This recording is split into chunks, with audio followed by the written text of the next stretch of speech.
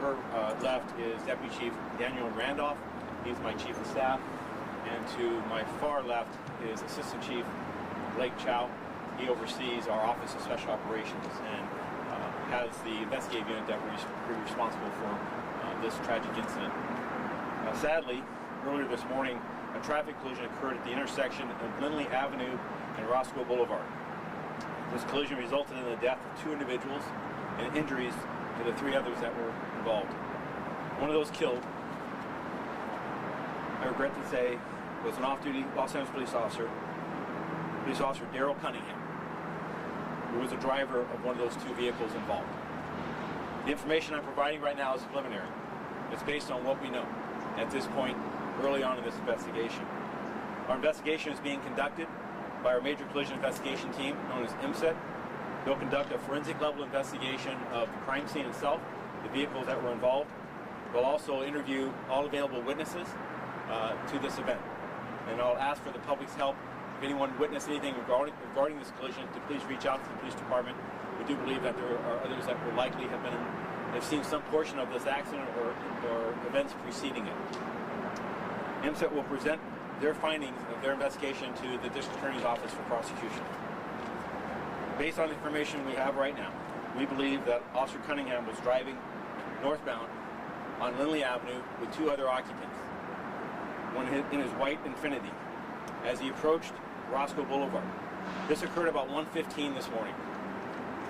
From the information gathered at this point, we believe that the driver of the second vehicle, a black 4-door BMW, identified as Brian David Oliveri, a male, 20 years of age, failed to stop for the red tri-light signal at that intersection, striking the passenger side of Officer Cunningham's white Infiniti, killing Officer Cunningham and the right front passenger that was also in that vehicle. We are not identifying that passenger at this point, pending notification of next of kin. This collision also injured the rear passenger of that white Infiniti, of Officer Cunningham's vehicle. That individual was also a law enforcement officer, an off-duty San Bernardino deputy sheriff. At the aftermath of that collision, the passenger in Brian Oliveri's car, a female, was able to exit that vehicle on her own. All others were trapped because of the force and the level of damage created by this horrific collision. LA Fire and LA Police personnel responded, and LA Fire utilized the jaws of life and other equipment to rescue the lone survivor of Officer Cunningham's vehicle, as well as Brian Oliveri himself. Both Oliveri, as well as his passenger, and our surviving victim from Officer Cunningham's vehicle, are all presently at a nearby hospital suffering a range of injuries, including the driver, Brian Oliveri, in critical condition and unconscious. The second, the officer in the back seat, the off-duty officer, I visited bedside with him. He's got a broken hip and other serious injuries. However, it appears that he will survive. And then the female that was in Oliveri's car, it appears that the level of injuries that she suffered serious, but she will also survive those injuries. From the investigation on scene, I understand the following. Based on the physical evidence, we believe the vehicle driven by Mr. Oliveri was going more than 100 miles per hour at the time of the collision. We believe that Oliveri failed to stop for the red tri-light as he drove into that intersection, and based on the preliminary information gathered, it appears that Oliveri was under the influence of alcohol at the time of this collision. Now, there remains much more work to be done on this investigation. However, Mr. Oliveri will be booked for gross vehicular manslaughter and additional charges as further evidence is gathered. Officer Cunningham is survived by his fiancée and a 6-year-old and 3-year-old young boys, a mother and 2 other brothers. The Los Angeles Police Department, we're grieving in his loss, as well as the partner, the fellow occupant of this vehicle. In talking with those that are on scene, these were all individuals that were known to each other as lifelong friends. We had other individuals respond to the scene, as well as I met a young man at Northridge Hospital who had heard through the rumor mill about Daryl's loss. And they're all taking this, as you would expect, very hard in a very unbelievable set of circumstances and a senseless tragedy. I am proud of the men and women of this department who not only are conducting this investigation in a fair and impartial way, but in a thorough fashion to aggressively prosecute the individual we believe responsible for this senseless loss of life. But I'm also grateful for others that have rallied in support of West LA Station and the men and women who worked alongside Daryl. Daryl had just under 5 years on the job. He worked as recently as 2 nights ago. He's described as hardworking, honest, a person you could go to get the job done, with a great attitude. So as a department, we're grieving today, but we will work through this, and we'll hold the line, and we'll work in tribute to the reputation that he held and the work that he did in protecting the citizens of this great city. At this time, I'd like to introduce Commission President, Dr. Earl Suthers. Thank you, Chief. There are no words at a time like this. On behalf of the Los Angeles Board of Police Commissioners and the Mayor of the City of Los Angeles, we offer our deepest condolences for this incredibly tragic loss.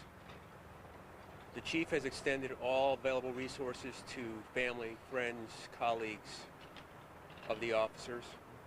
And I would ask that if you're watching this, that you take a moment just to acknowledge and recognize the incredible men and women of this department and how quickly they can be taken from us at a time like this.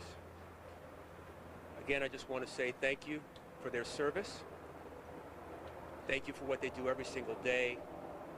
We will go to whatever length it takes to extend our support and resources as they move through this grieving time to get past and respect the service that these officers have provided to the City of Los Angeles. Thank you. Before I take any questions, 2 other aspects I want to address. First of all, I want to thank Captain John Cadis of the Los Angeles County Coroner's Office. The captain has provided us with the opportunity to pay our respects in the transportation of Officer Cunningham, as well as in the other, his friend that also died in this terrible collision. I spoke with Mayor Bass. We've been in communications all morning since this tragedy occurred. She extends her heartfelt condolences and was moved by just the senseless nature of this tragedy, of this crime, of an individual acting in such a reckless fashion, and the terrible toll that is taken with the loss of these 2 lives. So with that, I'll again caution you that we're very early in this investigation. I've provided a substantial amount of details already, so I don't know that there's much more I can provide to you, but we will update and committed to updating you as information develops. Any questions? You said the driver of the Bass car was 20 years old? I understand he's 20 years of age. It's a 4-door black BMW that is at scene. Our investigation will, of course, conduct a forensic level investigation to validate and demonstrate while he was trapped in the vehicle in the driver's seat that he was operating, as well as the condition such as the black box, is the speed of this.